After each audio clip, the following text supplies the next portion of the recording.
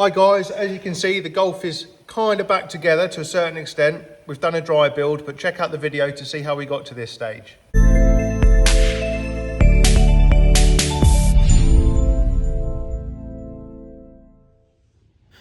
To start things off, we've got repair on this floor edge where it meets the sill. If you look from the inside with the torch underneath, you can see quite a bit of daylight just to show how rotten it is. I'm going to start by cutting this out and using a repair panel to repair the floor.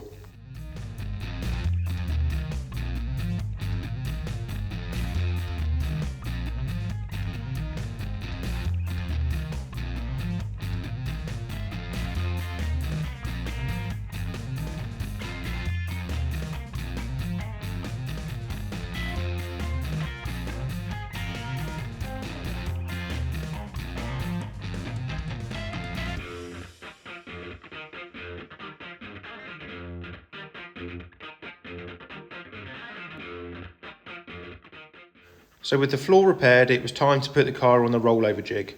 I didn't have any brackets to mount it to our jig, so I had to use some angle iron to make some. Once this was welded together, we could get the car on its side and I could start the final repairs on the underside.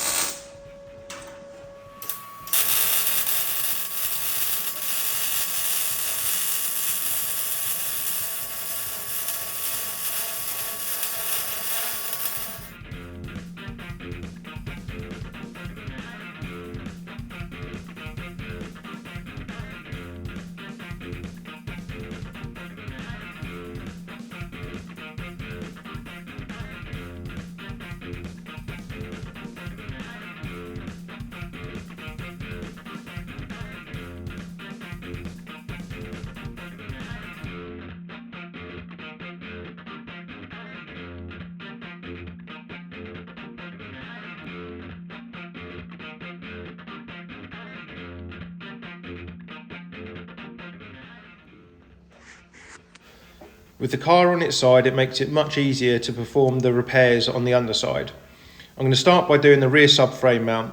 I cut all the rubbish out, all of the rust, and made some new panels to go in over the top.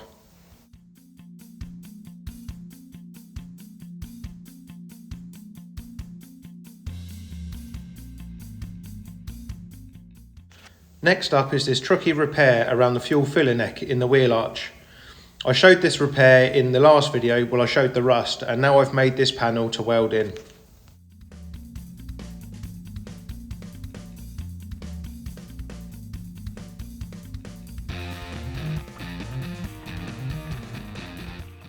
Another bit of rust I didn't know about was on the front subframe mount and all this damage along these rails.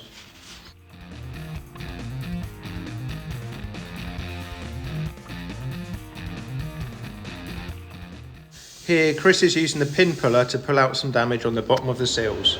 He'll use the same technique to repair the rails underneath.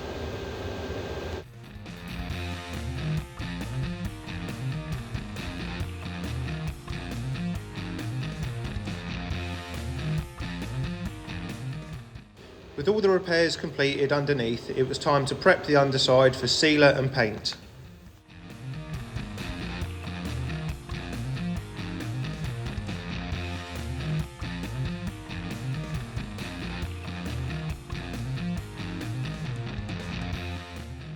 So here's the car in the spray booth now.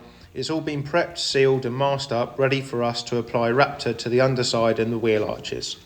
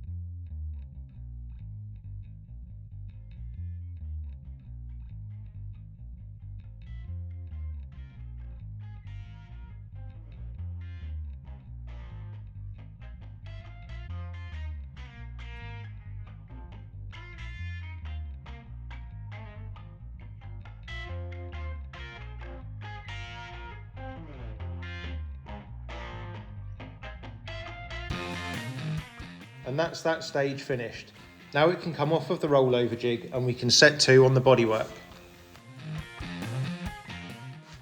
So the bonnet was covered in tiny little wobbles and dents, same as the door. So in this case, we'll skim the whole panel with a light skim of dolphin glaze and block the entire panel so it's completely straight. With all the filler work done, it was time to get all the bolt-on panels into high build primer. Same as usual, 2 nice coats.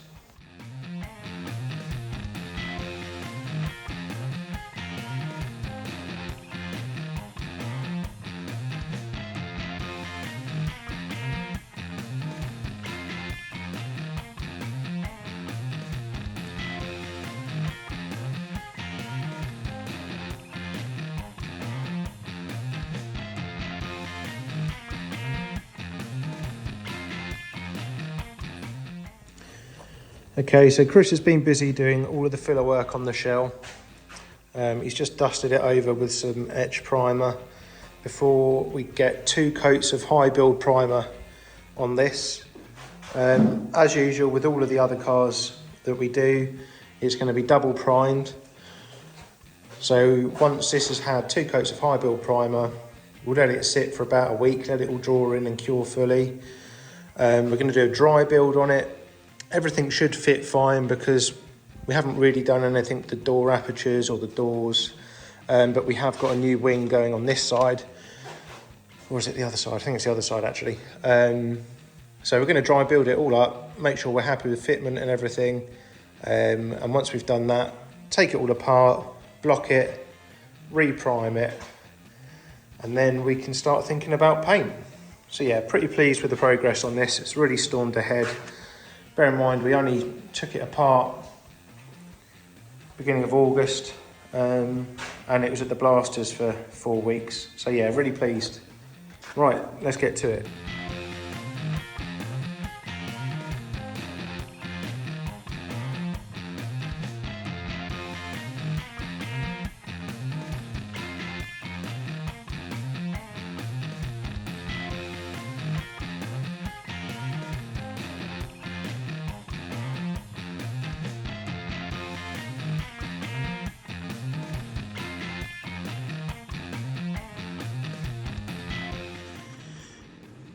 Okay, Chris has now finished the dry build. Just made sure that all the gaps are good, particularly as we've got a new wing this side. Just wanted to check that. Test fitted all the grille, that's all good. Door gap opens up a little bit here, and I'm pretty sure that's because of the wing, because the door gap itself is really nice.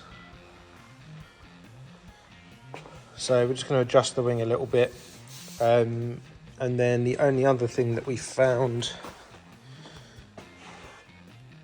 was this rear light just wants moving in a touch as well.